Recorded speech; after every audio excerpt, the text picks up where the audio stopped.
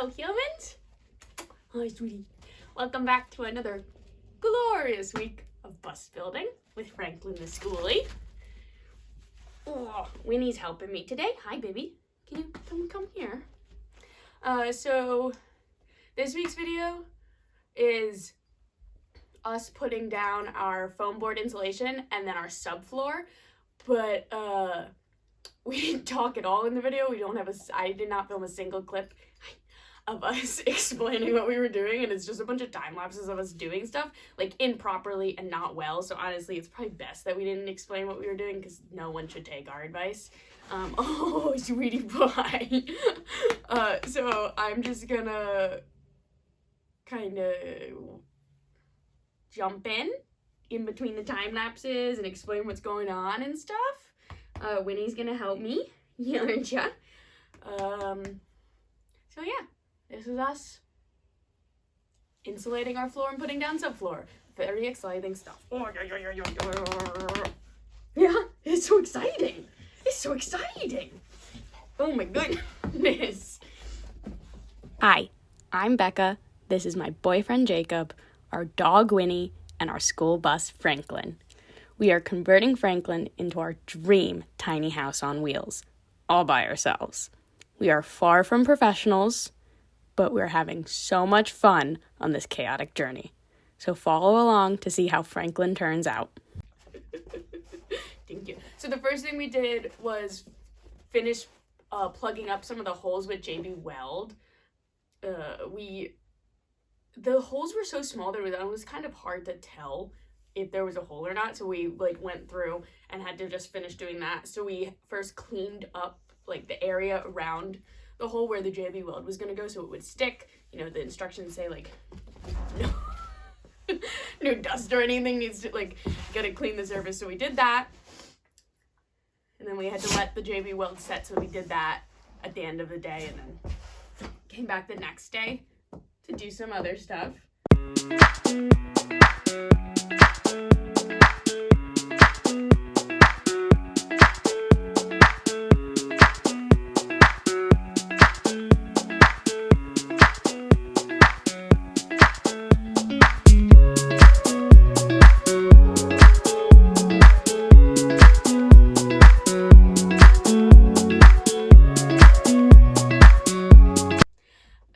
After the JB Weld was set and we could actually do stuff to the floor, we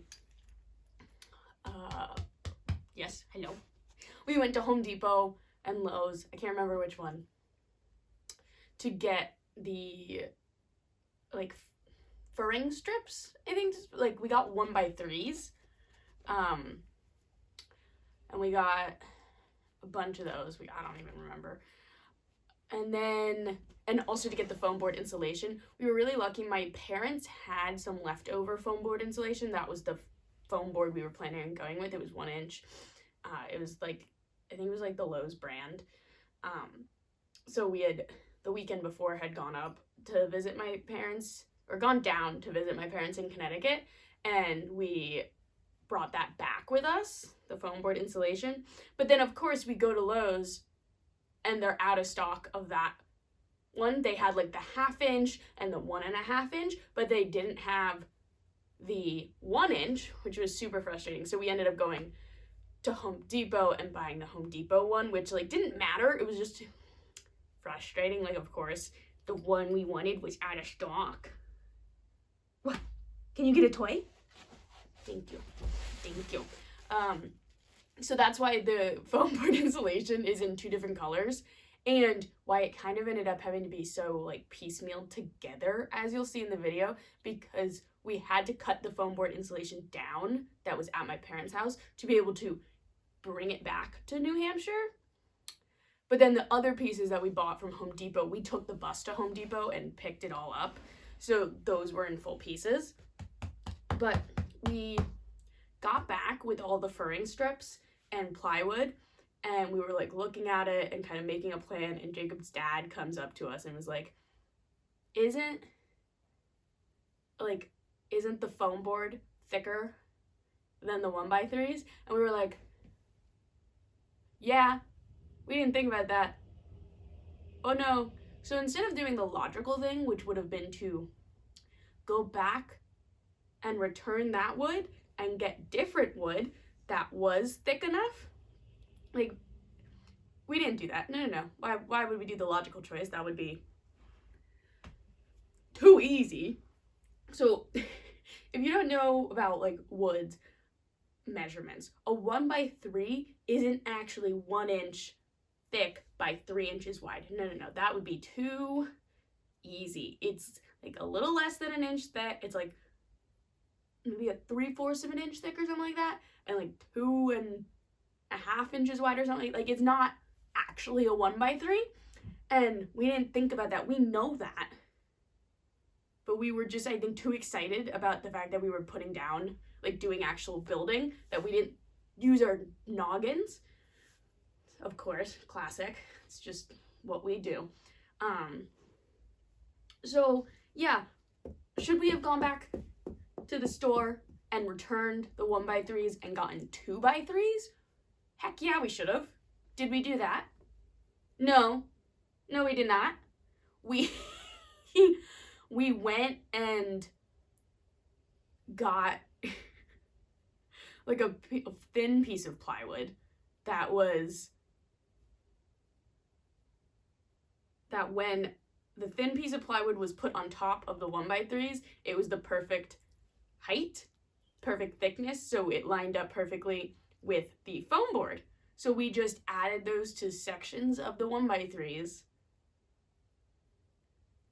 which you'll see later in the video, and then just screwed down through there. Like, we were just way too excited and we didn't think about it logically. So it made the process like even harder. So don't do that. Don't do what we did. We're silly. Just don't take our advice. But it got done in the end. But after we like cut down all the furring strips, all the 1x3s, and drilled pilot holes, because you have to, if you're going to drill through the wood, you're going to want to do pilot holes. I don't really know why. Jacob told me to do it, so I did it. Didn't really question it. So I would go through and I'd drill the pilot holes, and then Jacob would go through with the impact driver and screw down all the pieces of wood.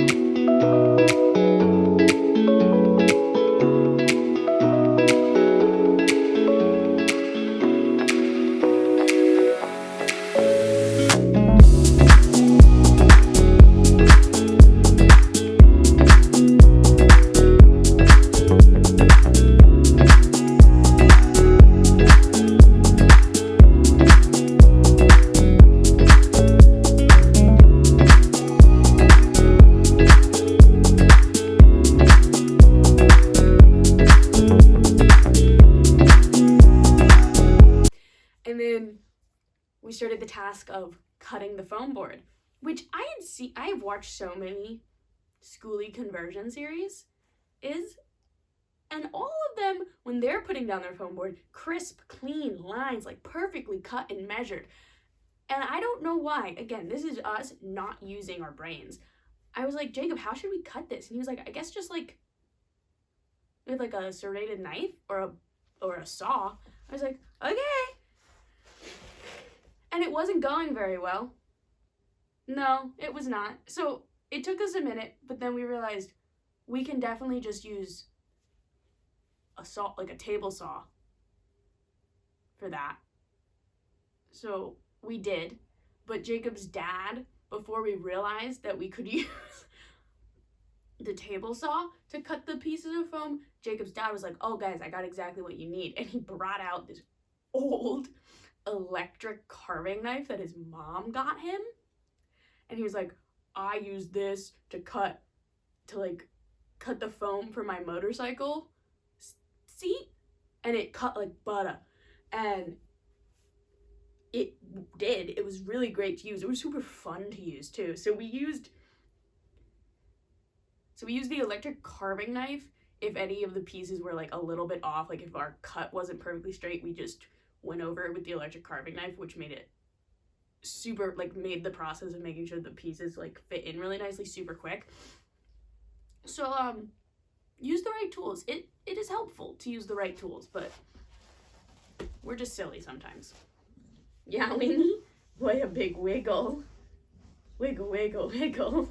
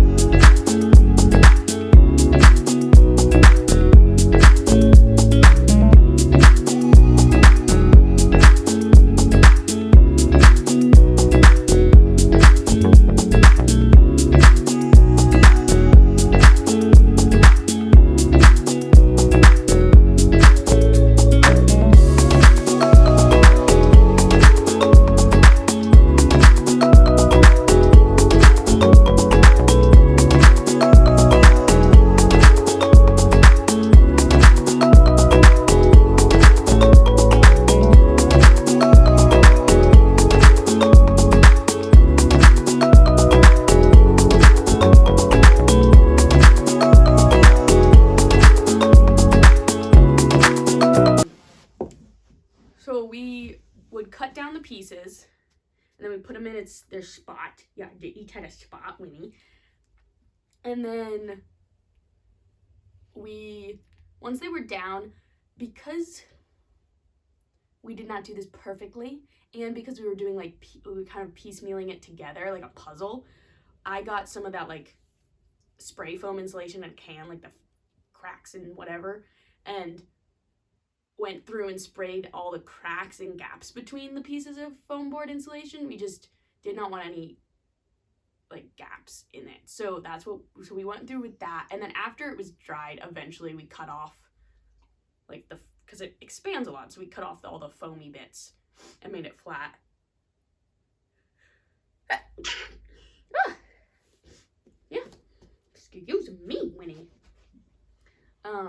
And then we got this like foil tape, which is not the tape I originally was wanting, but I couldn't find the one I was thinking of in my head that I'd seen other people using. So we just got this like foil tape that is used a lot in like air conditioning ducts and such. And we taped, again, to help prevent like any gaps and stuff, we taped all the edges where like two pieces of the foam board were meeting. We taped those down, and we also taped all the edges, like where the foam board and the wood met, we taped that down.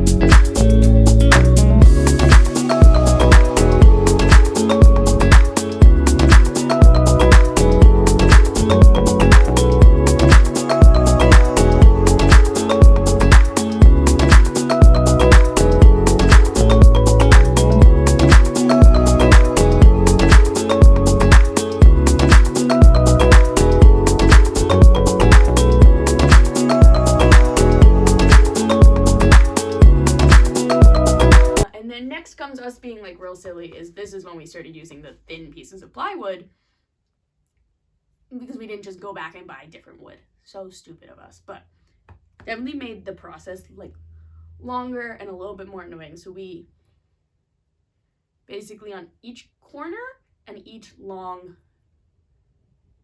bit, so each corner got a little corner of the plywood that made it so that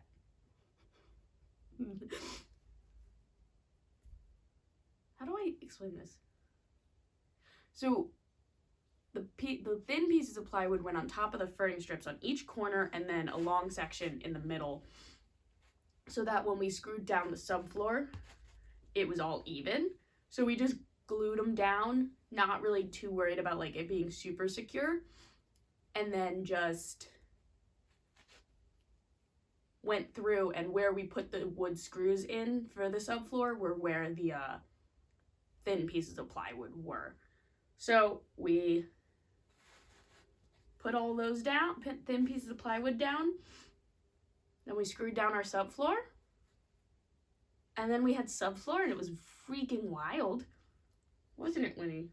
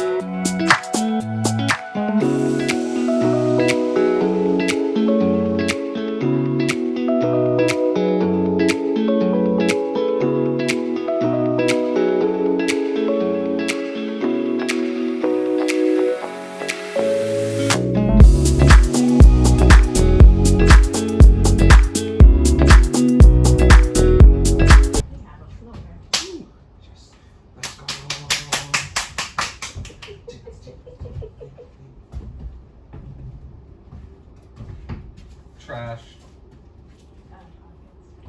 I love you. I love you too. Okay, I have to... Yeah, we do. Oh, you're so sweaty. Okay, too tight.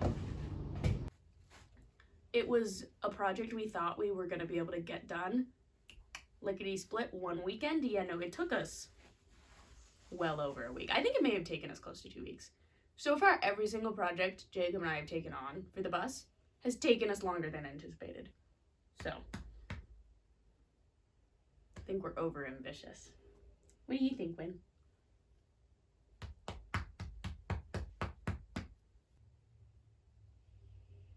But yeah, that's how we did our foam board installation and our subfloor. The next video I'm pretty sure is the time lapse of us painting the outside of the bus, which is super exciting. So stay tuned for that. Goodbye. When you say bye.